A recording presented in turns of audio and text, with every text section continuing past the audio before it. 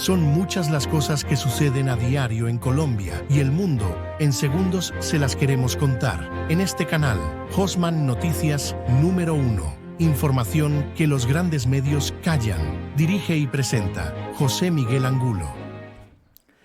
Cordial saludo para todos quienes están aquí en este medio de comunicación, Hosman Noticias número 1. En este sábado, fin de semana, 21 de junio del 2025.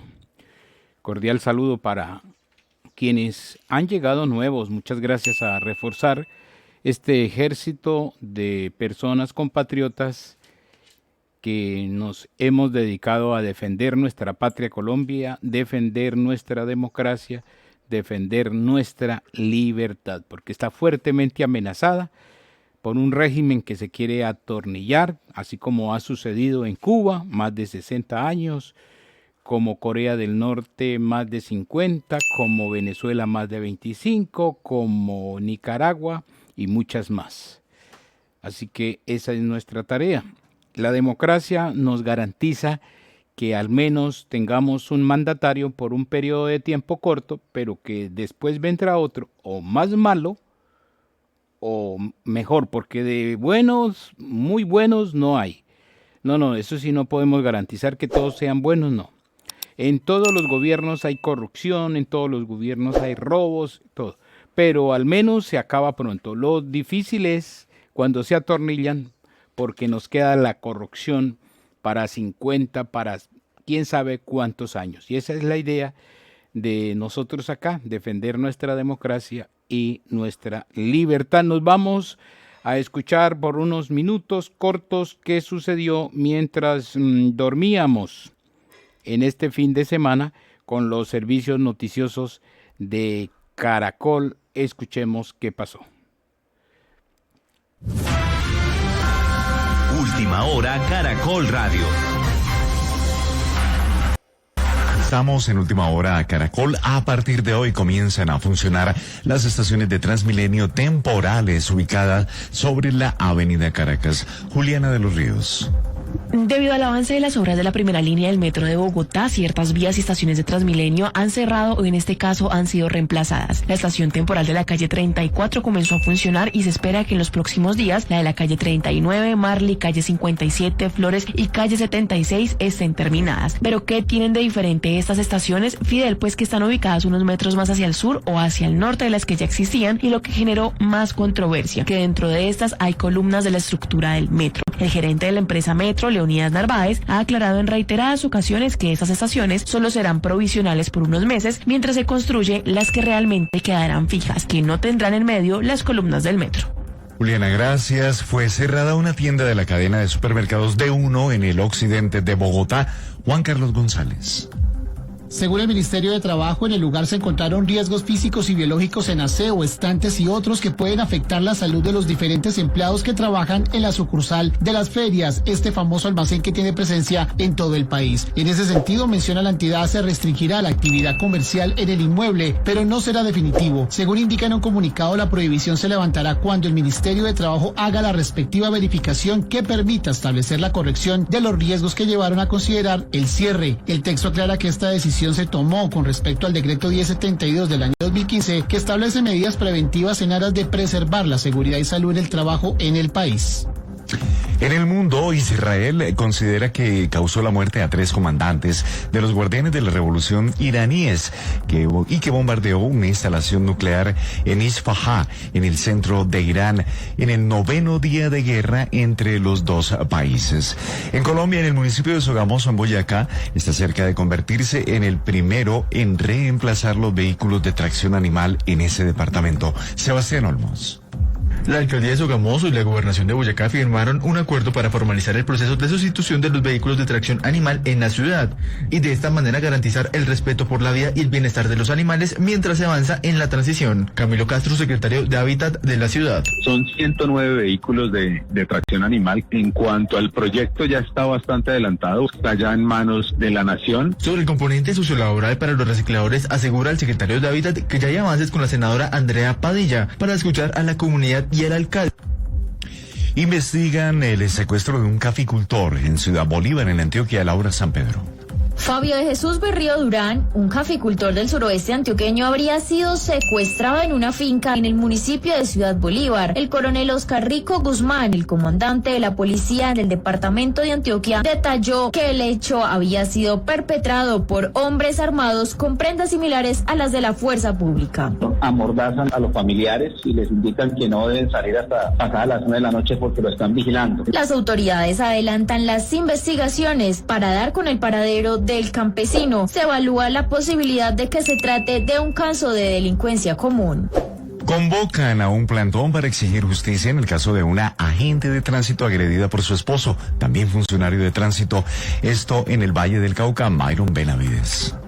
Buenos días. Fueron las propias hijas de Marjorie Mera García quienes convocaron a un plantón en la plazoleta Jairo Varela este sábado a las 10 de la mañana para exigir que la justicia actúe luego de que fuera dejado en libertad el agente de tránsito de Cali, Luis Fernando Osorio, quien presuntamente la habría agredido. Ya basta, no podemos seguir normalizando la violencia contra las mujeres. ¿Cuántas más tienen que ser atacadas? ¿Cuántas más tenemos que llorar? Por ellas, por mi mamá y por todas, alzamos la voz este 21 de junio en un plantón por la vida. Marjorie habría sido golpeada por su pareja durante la madrugada mientras dormía, resultando con heridas de gravedad. Y anuncian la construcción de una estación de policía en el suroccidente de Barranquilla. Efraín Hernández. La nueva estación de policía contará con la presencia permanente de 39 uniformados. Esto hace parte de las inversiones por más de 20.000 millones de pesos que anunció el alcalde Alex Char para mejorar la seguridad en este sector, y también habrá inversión social. Durante el día quizás hay que tener cuidado que el doble, porque lo amerita. Esto es un lote generoso de que hemos hecho una estación súper amplia en una zona de sección. También habrá un parque lineal que se desarrollará en un área de más de 8.200 metros cuadrados.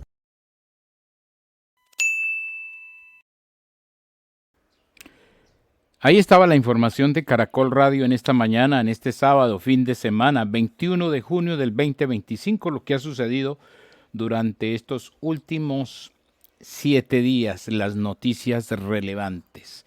Aquí estamos para defender la democracia y la libertad en Colombia. Y eso sí, nuestra ambición de todos nosotros los que estamos aquí es llevar con orgullo en lo más profundo de nuestro corazón el título de ser colombiano. Hay que ser así. Si no se ha suscrito al canal, suscríbete, dele me gusta y compártale al compadre, al tío, al primo, al pariente, al que sea, porque aquí este es un canal de demócratas, personas que queremos la democracia, queremos la libertad, queremos el progreso, el desarrollo para nuestra patria querida.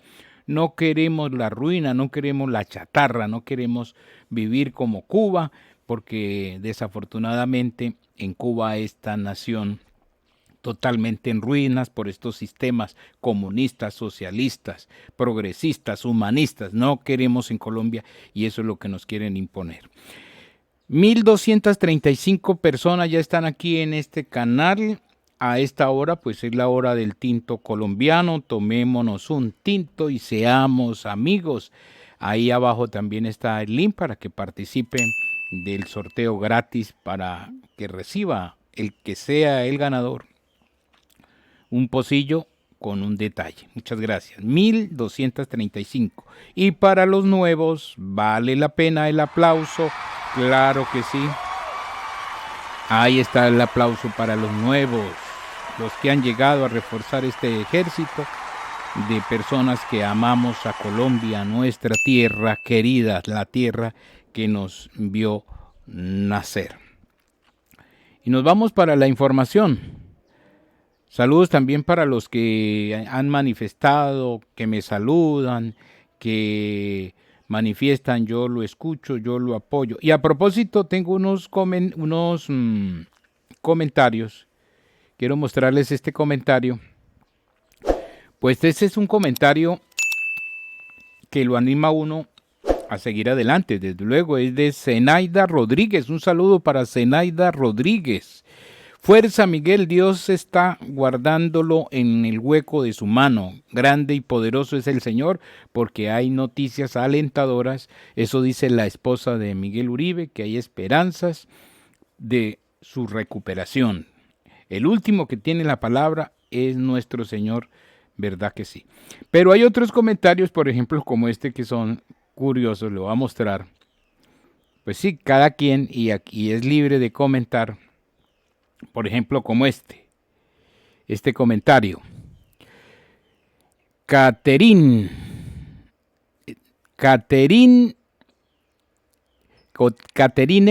Villamil. Caterine, de todas maneras, la saludamos porque yo sé que está pendiente, porque vea lo que dice. A ustedes no los escucho, mentirosos. Pero yo sé que ella va a escuchar este saludo, porque dice que no los escucho, pero hace el comentario. O sea, al fin, ¿qué? ¿Blanco o negro? Pero sin embargo, yo sé que ella me está escuchando. Entonces, para Caterine Villamil, mi saludo, mi abrazo fraterno, ánimo, sigamos adelante. Yo sé que tiene la cabeza confundida, tiene la mente confundida, pero no importa, confundidos hay más de uno. Lo maravilloso e importante es que no somos la gran mayoría de colombianos, son unos pocos que andan confundidos, que la cabeza se les quemó, la tienen hueca por el consumo del azúcar y por eso no piensan, no analizan, no ven, todo lo tienen opaco. Pero gracias, Caterine, muchas gracias por ese comentario. Vámonos para la información, porque las noticias relevantes que han sucedido es precisamente sobre la reforma laboral. Lo que muchos dicen, qué triunfo maravilloso sobre la reforma laboral, pero van a escuchar ustedes a una microempresaria, porque una cosa, ahí sí como dice, o decimos, una cosa piensa el burro y otro el que lo está enjalmando. Una cosa piensa el gobierno, el supuesto presidente que tenemos, y otra cosa el dolor que sienten los que verdaderamente tienen microempresa o tienen empresas. Esos son los que sienten el dolor, saben si les es favorable sí o no, y por qué razón, y lo colocan y lo plasman con números.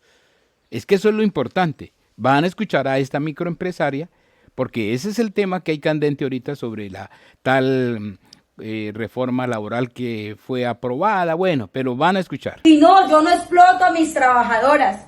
Les pago lo justo, su salario mínimo, y les doy incentivos a la medida de mis capacidades. No pude dormir anoche. Me daba rondas y rondas la cabeza de escuchar el discurso peyorativo y ofensivo del señor presidente en contra de las microempresas. Y es que sí es ofensivo, señor presidente, cuando usted trae a colación a una madre que se levanta desde muy temprano y deja a sus hijos solos y sale a trabajar, y entonces el empresariado de este país explota y explota según sus palabras, señor presidente. Pues sepa que ese empresariado representa el 91,7% de microempresarios. Yo soy una microempresaria. No tengo más de 10 empleos, genero 3 empleos en mi empresa. Y no, yo no exploto a mis trabajadoras. Les pago lo justo, su salario mínimo, y les doy incentivos a la medida de mis capacidades. Pero mis capacidades se las lleva el Estado. El Estado que me explota y me explota y me explota sin parar. Por eso cuando piensa en una reforma laboral, siéntese con este tejido empresarial, con estos microempresarios que son la gran cantidad del país. ¿Sabe cuánto me explota el Estado? El 81% de mis utilidades se las lleva el Estado. En un hipoconsumo del 8% disfrazado. Un hipoconsumo que sale de mis ventas. El 8% de mis ventas es lo que pago de hipoconsumo. Pero lo que representa este hipoconsumo de la utilidad real es el 46%. Ahora no quiero pensar en los microempresarios que pagan IVA. ¿Cuánto más es lo que representa esto sobre su utilidad real? Pero no contentos con esto, entonces hay un impuesto de renta del 35% sobre la utilidad neta. Sumemos ese 35 a ese 46% disfrazado, ¿no es el 81%, señor presidente? Y pretende que con esto que generamos las microempresas, que yo no alcanzo a generar ni siquiera el salario mínimo para mí, entonces nosotros asumamos la carga de poder generar mayores beneficios a los empleados. Yo feliz y dispuesta, y sé que muchos microempresarios lo harían, Si el Estado se mete la mano al bolsillo y nos quita impuestos y nos genera incentivos y nos sentamos a hablar a iguales porque necesitamos y requerimos con urgencia, así no exista una reforma laboral, requiere el tejido empresarial colombiano con urgencia que miren a estas microempresas para que nosotros que sostenemos el empleo del país podamos generar esos incentivos que tanto habla usted, señor presidente.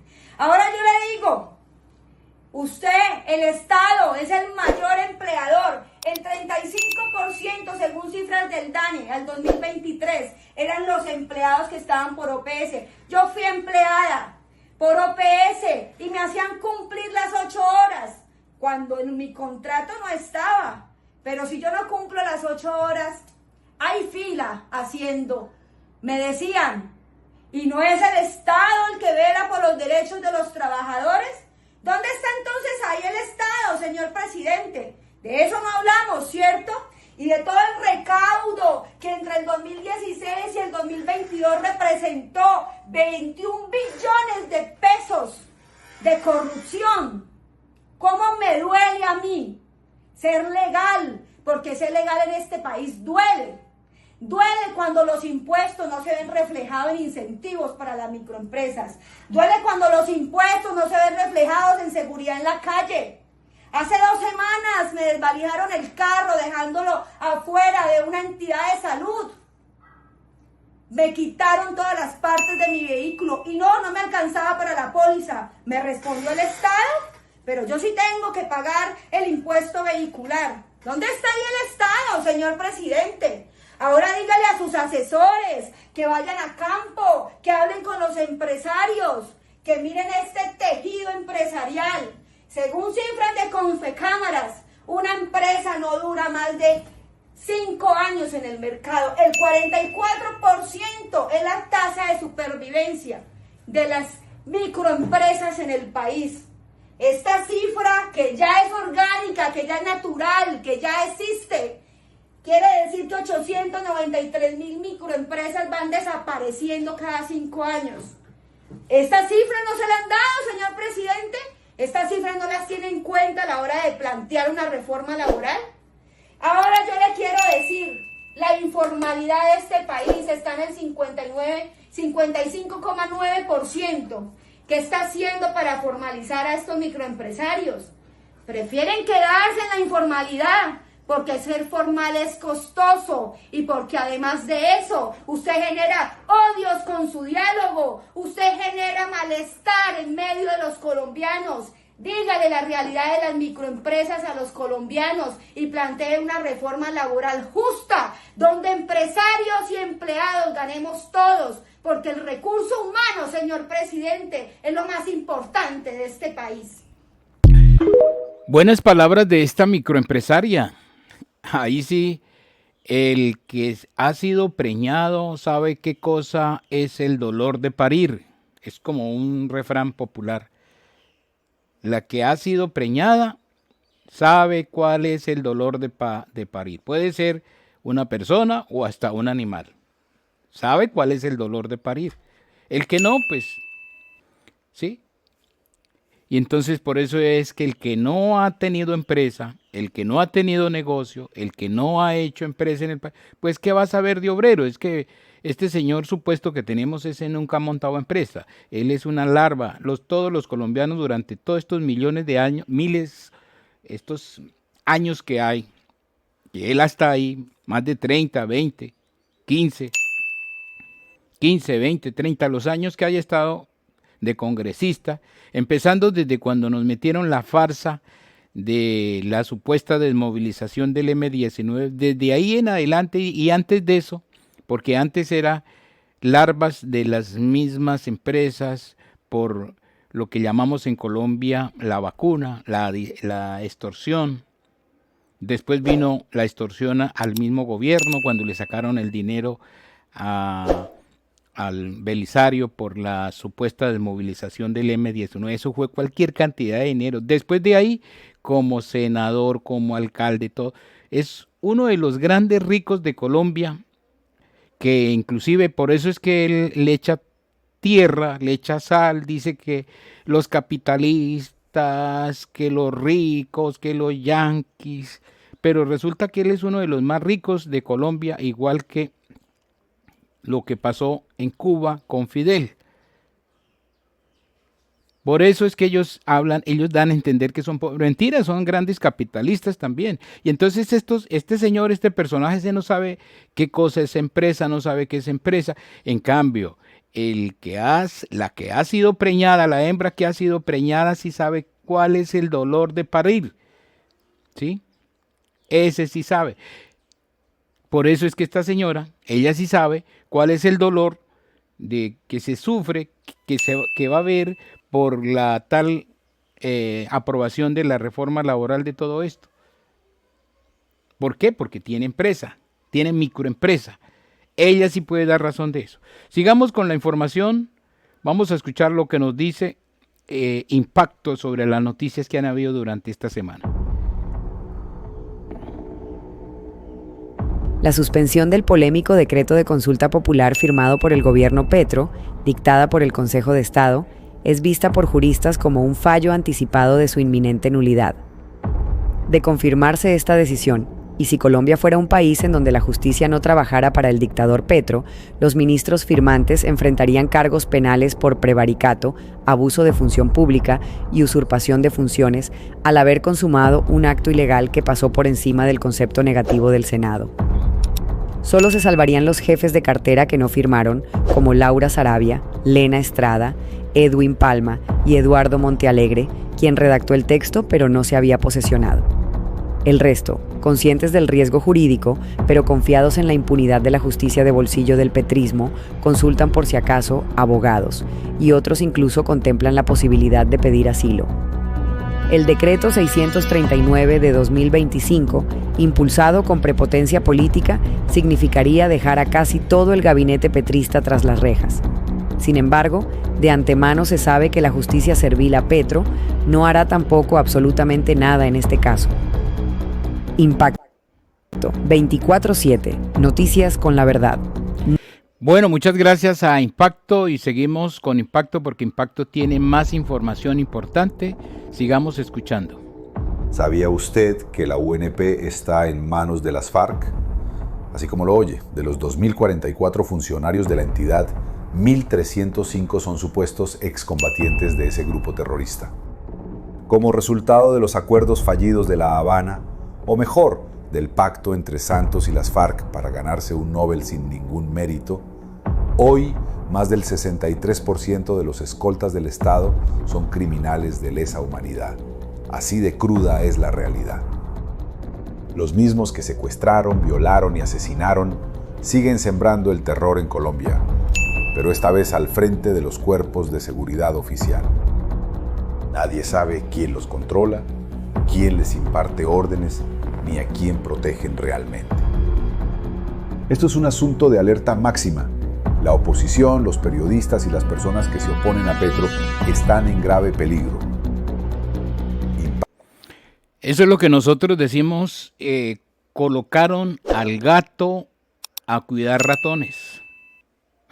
Colocaron al gato a cuidar ratones. Colocaron miembros de las FARC, miembros del M-19 a cuidar policías, a cuidar políticos, a cuidar personajes que son de la oposición de ellos. Imagínense, colocaron al gato a cuidar ratones. Esa es la nota que nos da a entender Impacto. Y vamos a seguir escuchando Impacto porque tiene nota importante.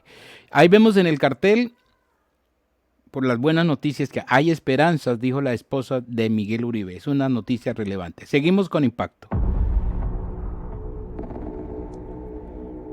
La clase magistral que Mauricio Gaona le propinó al corrupto Eduardo Montealegre no es otra cosa que el fiel reflejo de la manera sectaria y miserable con la que la izquierda no solo manipula la ley, sino con la que se come a cuento a sus desinformados seguidores. La infatigable búsqueda de la leguleyada, la ausencia total de ética y el inexistente sentido del bienestar común le da paso a tinterillos, tramadores y tergiversadores de las leyes como Eduardo Montealegre. Gaona, quien sufrió la cobarde ejecución de su padre el magistrado Manuel Gaona Cruz, por parte de los terroristas del M-19 enviados por Pablo Escobar al Palacio de Justicia, es portador de un legado que lo ha conducido a un verdadero interés por el estudio de las leyes. Contrario al uso del derecho solo para entrampar adversarios, con esa visión sátrapa tan propia de los picapleitos que se ofrecen como mercenarios a la entrada de los juzgados. La malicia indígena de un enemigo de la democracia como Montealegre está condenada a hacer el ridículo y a despertar vergüenza ajena cuando se enfrenta a verdaderos juristas. Esos que sí entienden el derecho constitucional y los derechos humanos como piedra angular de las sociedades justas en las que las libertades humanas sí tienen cabida. Permítame recordarle que el bloqueo institucional al que usted llama, la ciencia política y constitucional en el mundo le llaman oposición. Y permítame recordarle que la oposición es el precio que se paga por tener una democracia. Impacto 24/7, noticias con la verdad. El precio de haber una democracia es tener una oposición, y eso es lo que ellos buscan eliminar, la oposición, a como dé lugar. Y este señor Gaona le dio una clase magistral a este señor, a este supuesto ministro, porque todo es supuesto aquí en Colombia, porque con esa trampa que nos colocaron, que no se sabe si se ganó, sí o no, pero se sabe que sí ganó con la magia de Benedetti. Benedetti es el de la magia, el de las bolsas, el de las maletas. Por eso está ahí. Por eso está ahí. Qué buena nota de Impacto. Y seguimos con Impacto. Vamos con esta para terminar con Impacto. Cuando Petro amenazó a la Corte Suprema, le eligieron una fiscal de bolsillo. Cuando amenazó con decretar una consulta popular, el Congreso corrió a aprobarle en tiempo récord una reforma laboral. Ahora amenaza a la Corte Constitucional y los magistrados le dan luz verde a una reforma pensional que ya estaba muerta. No sin antes hundirle la investigación en el CNE por su ilegal y corrupta trepada al poder en el 2022. Ahora que Petro amenaza con una asamblea constituyente, ¿correrán entonces a entregarle una consulta popular? ¿O cuando amenace con tomarse todo oficialmente con sus narcoguerrillas, correrán también a redactarle una constitución? Es inocultable que mientras más escala Petro las amenazas, las cortes arrodilladas, el Congreso sobornado y las fuerzas militares que se dejaron corromper con ascensos y condecoraciones por jurarle obediencia absoluta a un exguerrillero, las instituciones del Estado vuelan a entregarle las condiciones de sus extorsiones contra el país. El indigno servilismo con la tiranía que muestra el sistema judicial colombiano es algo que raya en la complicidad criminal con un gobierno que ya ni se esfuerza en ocultar su ambición de instaurar un régimen en Colombia. Impacto 24/7. Gracias a Impacto, ahí están. Y en la nota dice sobre los miembros de la fuerza pública, hay policías y hay del ejército, lamentablemente apoyando este sistema, este supuesto gobierno que nos impusieron. Y hay personas de la fuerza pública, soldados, policías, apoyando este sistema. ¡Qué vergüenza! Y ustedes, quienes estén aquí en este canal, como miembros de la fuerza pública, ustedes juraron fue defender nuestra patria y nuestra libertad, defender las instituciones, defender lo que tenemos maravilloso de Colombia, nuestra libertad y nuestra democracia. Por eso es que buscan la manera y la forma de meter una constituyente y colocar la consulta popular, la consulta al pueblo, es porque necesitan el impacto publicitario para atornillarse. Pero lamentablemente hay muchos de la fuerza pública, policías y del ejército apoyando este sistema. ¡Qué vergüenza! Y juraron defender nuestra patria, defender a Colombia.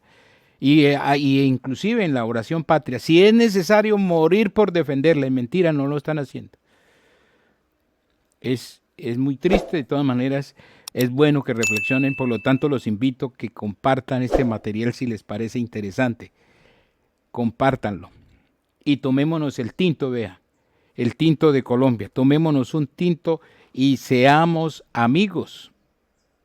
seamos amigos, tomémonos el tinto. Bueno, vamos con más información y vamos con esta. Ese es un asunto. Ahí vemos a este ministro, el ministro de Trabajo, y se nota claramente que todo esto lo aprobaron es porque es bajo chantaje, el famoso chantaje, funciona para que aprobaran toda esta reforma. Ahí van a escuchar ustedes. Ese es un asunto que es del resorte del presidente de la República. El presidente ha dicho que él espera que el texto que se vote después de la conciliación, es decir, que la votación de mañana garantice a Colombia una reforma laboral progresista como la que le propuso su gobierno a los colombianos y colombianas. Luego de ello, el presidente tomará una decisión definitiva sobre este asunto. Bueno, ahí está. Todo es bajo amenazas, bajo chantaje, que si no le aprueban, que si no sé qué. Es impresionante lo que nos pasa en Colombia, en esta tierra querida, con el Fidel colombiano. Y aquí a las buenas o a las malas, pero se aprueban las cosas, a las buenas o a las malas. Así estamos en Colombia. Seguimos avanzando con la información. Vamos con esta nota. Vamos con este personaje. Este es el famoso personaje Voltearepas. Porque este es el hombre rana. Brinca de piedra en piedra. Las ranas son así. Hoy están en una piedra, más tarde están en otra, paso mañana en otra, vienen de otra piedra y brincan. Los hombres ranas. O también en Colombia se dice voltearepas. Ayer era de un partido, hoy es de otro partido, mañana es de otro y terminan en otro, y cuando están en el otro le echan todo lo malo que estaban en el otro, allá hicieron corrupción y se van para el otro. Así, los hombres ranas brincan de piedra en piedra. Y van a escuchar a este voltearepas que brinca y brinca como las ranas de piedra en piedra. Soy Alfredo Saade, candidato al Senado de la República con el número 55 de Cambio Radical. Cuéntenos la historia de esta carta, en la que presuntamente usted le envía una comunicación a Liliana Daza de Arredondo, directora en el departamento del CEDAR del Partido Centro Democrático, solicitándole un aval a la alcaldía de Valledupar en el año 2019. ¿Usted no se había dado cuenta entonces que le estaba pidiendo el aval a un partido de ratas? Le he dicho hasta la sociedad que sí sabía que eran hundidos de ratas, pero necesitaba el aval. Entonces ahí no le importa usted meterse, no le importa meterse en un nido de ratas con tal de tener el aval. Porque los partidos son los que tienen los avales en este país, porque son fábricas de avales. Hoy día los partidos políticos no representan absolutamente a nadie. Ahí estaba este señor, el hombre rana, salta de piedra en piedra, impresionante. Y ahora vea lo que dice. Los voltearepas, ayer el del partido de la U, hoy del partido Cambio Radical, mañana es de Partido Conservador, pasó mañana liberal, luego termina en el Pacto Histórico. Bueno. Pastor, si yo le informo a los oyentes que usted, por la razón que sea, militó en el uribismo, militó en Cambio Radical, que es otro partido que ustedes hoy consideran de la extrema derecha, ¿en qué momento usted se volvió así de petrista? Yo me volví al poder popular cuando conocí a Jesucristo, cuando me di cuenta que Jesucristo en la calle era lo que hace Gustavo Petro. Ese día me convencí yo. Pastor, si yo le informo. Vea, imagínense este pastorcillo mentiroso suplantando, y eso es una buena señal para su caída. Buena señal. Acuérdense lo que yo les estoy diciendo. Buena señal para su caída. ¿Por qué razón? Porque todo aquel que suplante a Dios, dé a entender que es como Dios o superior a Dios, no les va nada bien. Y tenemos las citas bíblicas de todos aquellos, los que suplantaron a Dios, les fue muy mal. Y una de ellas es la cita que está en los Hechos de los Apóstoles. Aquel que no le dio la gloria a Dios, a ese emperador, ¿qué pasó? Se lo comieron los gusanos. Eso está en los Hechos de los Apóstoles. Este señor ya está diciendo que a Petro lo mire en la calle, que porque es el Jesucristo que vino a salvar a Colombia. Están suplantando a Dios nuestro Señor, y esa será su caída. Todo aquel que suplante a Dios, esa será su caída. ¿Qué pasó en Venezuela? En Venezuela les presentaron al comandante supremo, o sea, Hugo Chávez, comandante supremo, que eso quiere decir, supremo es estar sobre Dios, por encima de Dios. ¿Y qué pasó? A poco tiempo, pues como dice Maduro, se secó. Así es sencillo. ¿Y quién? No se necesitó la misma voluntad de Dios. El comandante supremo no fue eterno, y sin embargo allá lo siguen adorando. Tienen Padre Nuestro, tienen oraciones, lo siguen adorando, siguen cuidando sus estatuas, pero eso se caerá, eso se eliminará, eso no es eterno. Eso, y está diciendo que Petro es el Jesucristo colombiano, que es el que vino a salvar a Colombia. No, o sea, ahí ya, por fortuna ya lo están diciendo, ya esa será su caída. Hay mucha atención. Vamos a escuchar esto. Que la Fiscalía catalogó el ataque.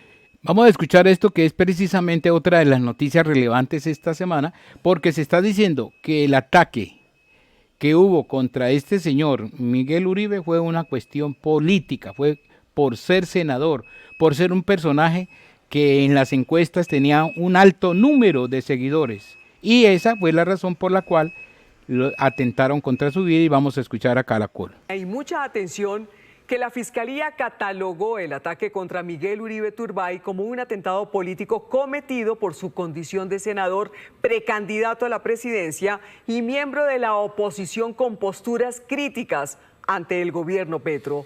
La unidad investigativa de Noticias Caracol revela los detalles del proceso en el que además las autoridades empiezan a tener claro el rol que desempeñó Catherine Martínez y dos hombres con el mismo alias de El Costeño, uno que la acompañó en el carro y el otro que era su enlace en Florencia, Caquetá. Noticias Caracol tuvo acceso a las audiencias preliminares contra Catherine Martínez, la mujer implicada en el atentado contra el senador Miguel Uribe Turbay.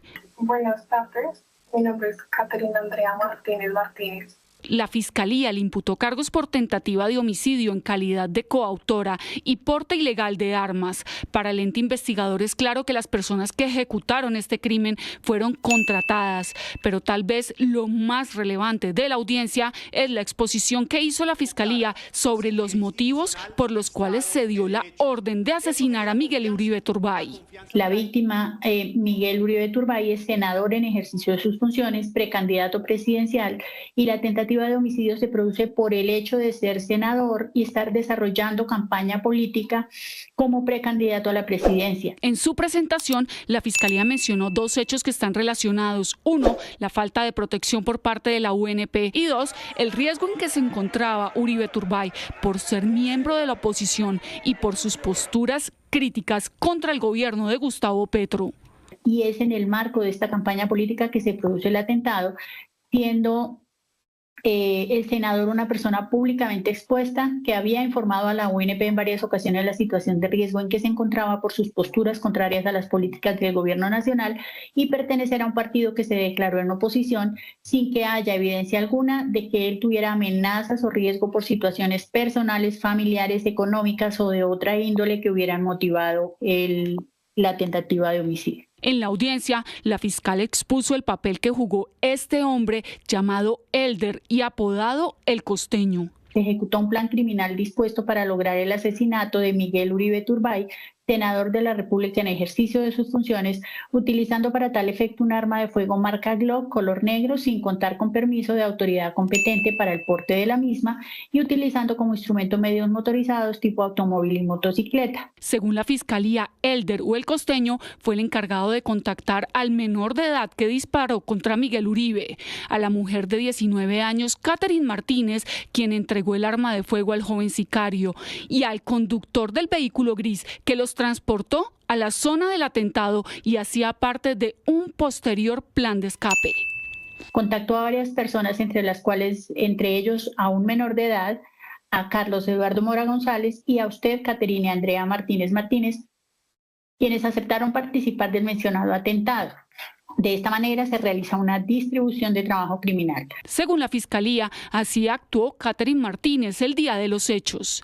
Usted, por su parte, Caterina Andrea Martínez, suministró el arma de fuego con la que se perpetró el atentado y el menor se encargó de atentar contra la vida del senador Uribe Turbay y a cambio de esto recibiría el menor la suma de 20 millones de pesos. El ente investigador explicó el papel que cumplió cada uno minutos previos al ataque. Arriba a las inmediaciones del Parque El Golfito en el vehículo de placas JPF 026 conducido por Carlos Eduardo Mora González. Desciende del automotor y se reúne con el menor y con usted, Caterina Andrea, y los tres abordan el vehículo en el que se encuentra Carlos Eduardo Mora González. Estando allí, usted entrega un arma de fuego que llevaba consigo, arma de fuego marca Glock color negro, a quien a su vez la entrega al menor. Al instante, el menor desciende del vehículo portando el arma de fuego y se dirige hacia el lugar de los hechos, y usted, Caterine, y Elder José descienden del automotor segundos después y se dirigen hacia el parque por otro costado. Cuando la fiscalía le leyó la posible pena a la que podría ser condenada, la expresión fría que había mantenido durante la audiencia cambió por un instante. Quiere decir que la pena sería de 250 a 525 meses, es decir, de 20.8 a 43.75 años. Este fue el momento en el que la mujer dijo que no aceptaba los cargos. ¿Usted acepta o no acepta los cargos? ¿O prefiere asesorarse un poco más con su abogada defensora que está ahí presente? No acepto. Esa manifestación de no aceptar los cargos, ¿usted lo hace de manera libre, consciente, voluntaria? Sí, señora. ¿Entendió las consecuencias y beneficios que conllevan el hecho de no aceptar los cargos? Sí, señora. No le escuché. Sí, señora. La abogada de oficio que representa a Caterine Martínez anticipó que está colaborando con la justicia. Mi defendida, su señoría, se encuentra realizando pues una colaboración con la justicia, su señoría, y pues en este momento nos encontramos en diligencia de interrogatorio, la cual fue suspendida para darle trámite a estas audiencias atendiendo a la privación de esa libertad, su señoría. Caterine Martínez fue capturada después de tratar de esconderse en Florencia, Caquetá. Allá llegó buscando la protección de alias Byron, un hombre al que también apodan el Costeño, y tendría una relación cercana con varios de los implicados en este ataque, entre ellos el conductor del Spark Gris. Bueno, ahí sigue avanzando la información en este fin de semana. Esto es lo que ha sucedido en estos últimos días de esta semana que estamos terminando hoy sábado. Lo relevante, cada vez más siguen cayendo todos los implicados en este atentado. Supuestamente ya van muchas personas implicadas. Eso le corresponde a las autoridades decir si son culpables o no son culpables. Y van a escuchar la siguiente nota, hablando de todas estas personas supuestamente implicadas. Van a escuchar cómo es que estos personajes los han cogido, han pagado ya cárcel, pero vuelven y salen y siguen por lo mismo. O sea, para ellos ya la cárcel no es una amenaza. Van a escuchar. Y mucha atención que la justicia ya tiene las primeras respuestas de la información del celular del menor sicario que fue incautado en allanamientos a la vivienda del joven, que está resguardado en el búnker de la Fiscalía. Según fuentes del proceso, estos hallazgos son alarmantes, pues encontraron 30 fotos del alcalde mayor de Bogotá, Carlos Fernando Galán, y una foto de la fiscal general de la Nación, Luz Adriana Camargo. La Fiscalía inició inmediatamente con una nueva línea investigativa para establecer la razón por la que existían esas fotografías en el dispositivo incautado. Además, los investigadores realizaron un nuevo interrogatorio al menor para verificar si dentro de los planes también existía un plan para atacar a estos funcionarios. Frente a estos hallazgos, desde el Consejo de Bogotá exigieron reforzar la seguridad del alcalde Galán. La última información recibida en la que el sicario que atentó contra Miguel Uribe tenía en su celular fotos del alcalde mayor de Bogotá y de la fiscal general es sumamente grave. Es fundamental que se avancen las investigaciones y se garantice la integridad no solamente del alcalde, sino de todas las personas que ejercen algún tipo de liderazgo. Son momentos difíciles, pero Colombia es resiliente y saldremos adelante. Y en medio de las investigaciones que se adelantan, la justicia ya legalizó la captura de William Fernando González Cruz, la persona que fue capturada en las últimas horas y señalada como otro de los presuntos responsables del atentado contra Miguel Uribe Turbay. Según el expediente, González ya tiene antecedentes judiciales. Un juez con función de control de garantías legalizó la captura de William Fernando González Cruz, la cuarta persona capturada por su presunta participación en la logística del atentado a Miguel Uribe Turbay. González Cruz habría sido la persona encargada de garantizar la fuga de alias El Costeño y su cómplice alias Gabriela de la escena del ataque. De acuerdo al plan de fuga, William Fernando estuvo todo el tiempo del atentado dentro de un vehículo a unas cuadras del parque El Golfito en Modelia, esperando a que se concretara el atentado. 11 días después fue capturado en el occidente de Bogotá. Para William Fernando González Cruz no es nuevo presentarse ante un estrado judicial, pues ya había sido condenado en 2012 por delitos de hurto agravado y porte ilegal de armas de fuego. Red Más Noticias tuvo acceso en exclusiva a la audiencia de condena en la que la fiscal relató que William Fernando González hurtó un asadero de pollos. 3 sujetos portando armas de fuego y mediante el ejercicio de violencia moral y amenaza proceden a reducir al personal y clientes que allí se encontraban, conduciéndolos hasta la cocina, obligando al empleado encargado de abrir la caja registradora para luego apoderarse de la suma de 900.000 pesos en efectivo, al igual que de los dineros y pertenencias de las personas que allí se encontraban. Durante la diligencia, González aceptó su responsabilidad en los delitos. William Fernando González Cruz. Sí, señora. En la audiencia preliminar, los hechos que acaba de exponer la señora fiscal, ¿los comprendió? Sí, señor juez. ¿Los entendió claramente? Sí, señor. ¿Usted comprende que esos son conductas delictuales? Sí, señor. ¿Que usted las cometió? Sí, señor. ¿De manera voluntaria y consciente? Sí, señor.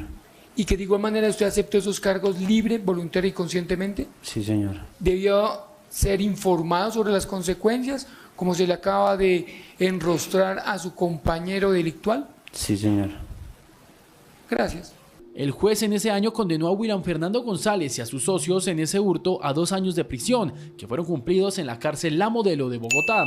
Para las autoridades, William Fernando González sería una pieza fundamental en el rompecabezas del atentado contra el precandidato presidencial, del cual ya se conoció las primeras conclusiones médico-legales. Según ese informe, Miguel Uribe presenta un trauma cráneoencefálico a nivel occipital, además de que registraron 3 heridas de bala. La primera herida es la de la cabeza y las otras 2 fueron producto del segundo impacto que recibió en la rodilla y que también necesitó asistencia de urgencia una vez fue internado en el Centro Médico de Fontibón.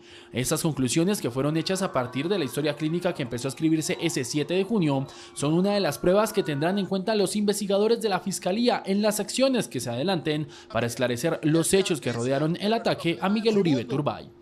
Y seguimos hablando de este tema porque el precandidato presidencial ya sabía que desde el 20 de noviembre del año 2024 la Fiscalía estaba alertada sobre el riesgo que corrían él y además otros integrantes del Partido Centro Democrático por cuenta de las amenazas de 2 comandos urbanos.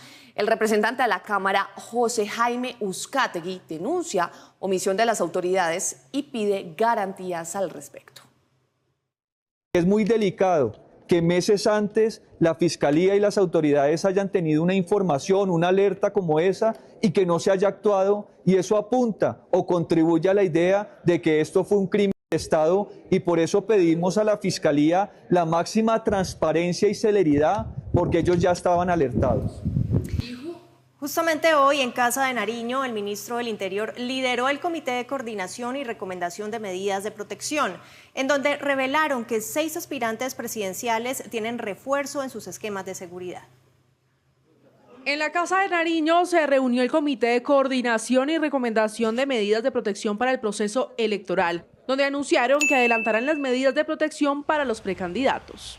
Debido a las circunstancias que está viviendo el país, lo que se ha hecho en el día de hoy es ampliar esa resolución para cobijar a diferentes actores, porque un proceso electoral no solamente es el registro y el proselitismo que haga un candidato en vía de buscar unos votos o unas alianzas, sino también las condiciones para la prensa, para los jurados, para la parte judicial, para etcétera, todo aquel que brinde las condiciones y garantías para unas elecciones libres y fuera de la violencia y fuera de la presión. Estamos preparados para esto. El director de la UNP reveló que se han reforzado las medidas para algunos candidatos y directores de partidos. Se han hecho reforzamientos con la doctora Paloma Valencia, el doctor Juan Daniel Oviedo, el doctor Enrique Peñalosa, que está fuera del país, pero ya hay resolución reforzando medidas, la doctora Claudia Nayibe López,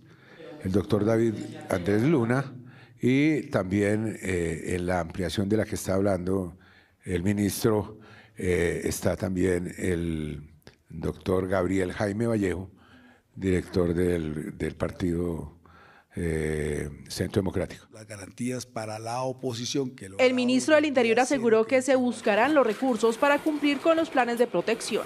Si hay algo que se debe hacer en democracia no es escatimar un solo peso.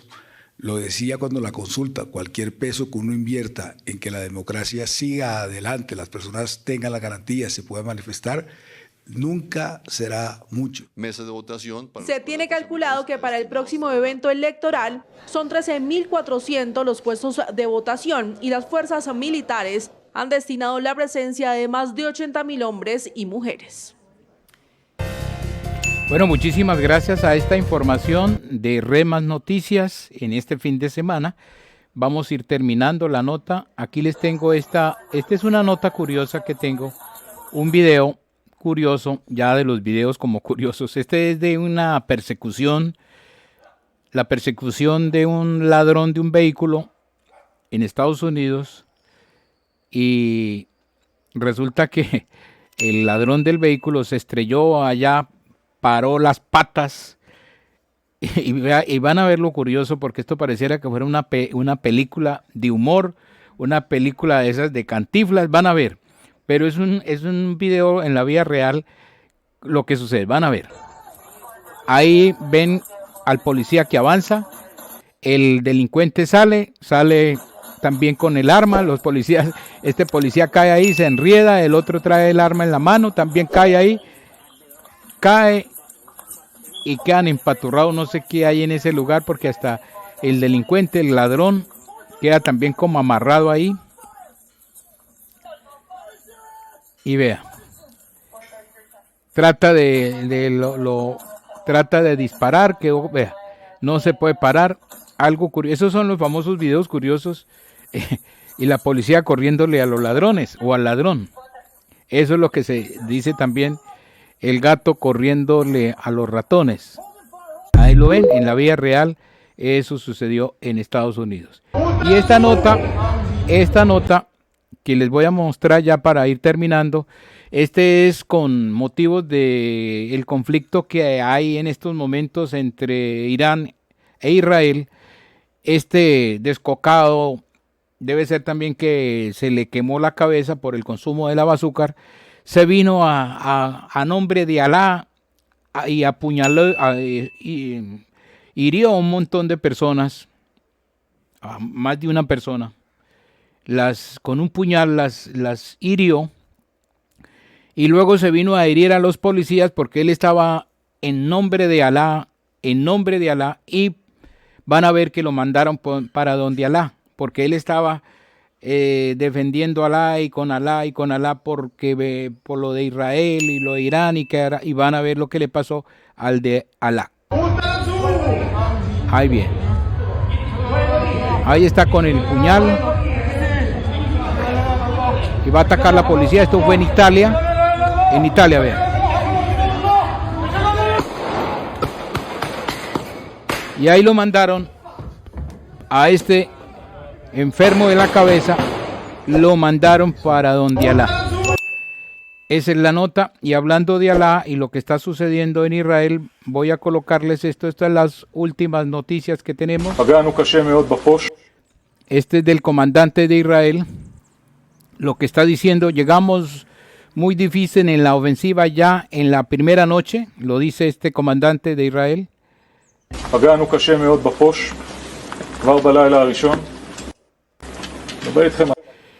Les hablo de un orden de magnitud de 30 comandantes, se está refiriendo que eliminaron a 30 comandantes, lo está diciendo este comandante del ejército israelí. Los nombres que se publicaron son los nombres de los más altos comandos. Pero estamos hablando del jefe de Estado Mayor y comandantes de la fuerza de este país. Hace 2 días logramos atacar su cuartel secretos en las ciudades.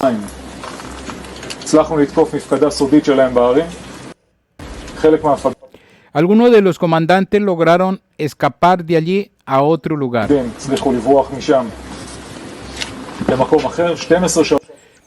12 horas después logramos atacar el jefe del Estado Mayor, Ata.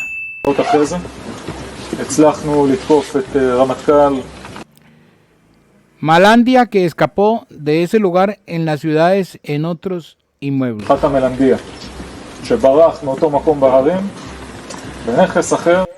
En Teherán, con un excelente trabajo de los hombres de la ofensiva.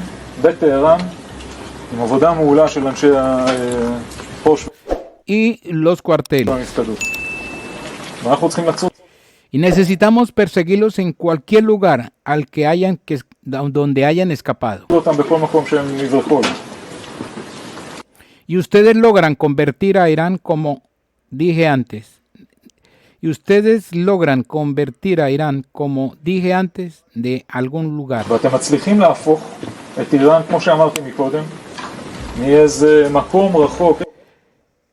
Lejano, algún lugar lejano. 1500 kilómetros de golpe en un ejército con el que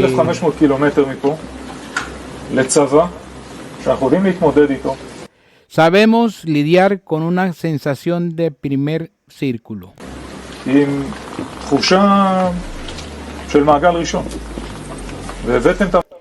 Y han hecho de este tercer círculo sea un primer círculo. Y su mes para traer objetivos de calidad en los próximos días es dramático.